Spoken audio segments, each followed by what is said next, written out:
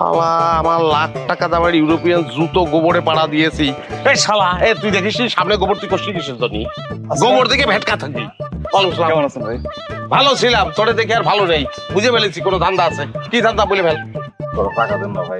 শালা গরিব, এই হাত ধুইছিস, দুম করে ধরে বসিস। হেক্সে চল আছে, আর আমি কি করবো রে? ঘরে চাল নেই, ঘরে চাল নেই, তা আমি কি করবো? দেন না করে টাকা।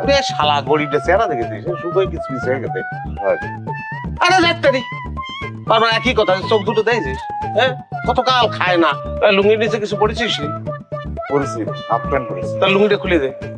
কি কর আপনি আমার লুঙ্গি পরবেন? আমার তো বিশ্বাসই হচ্ছে না। মাইরে ফেলতে ইচ্ছে করতেছি না বলতেনি। লুঙ্গি নিচ্ছি, জুতায় গোবর লাগিয়েছে, ইউরোপের জুতো, লাখ টাকার জুতো, জুতো মুছতেই হবে না, সেই জন্য লুঙ্গিটা দে, টাকা দিচ্ছি।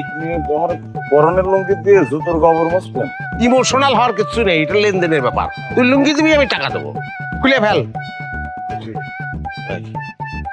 এটা ধরে খারাপ করি, খুলি দে খুলি দে খুলি।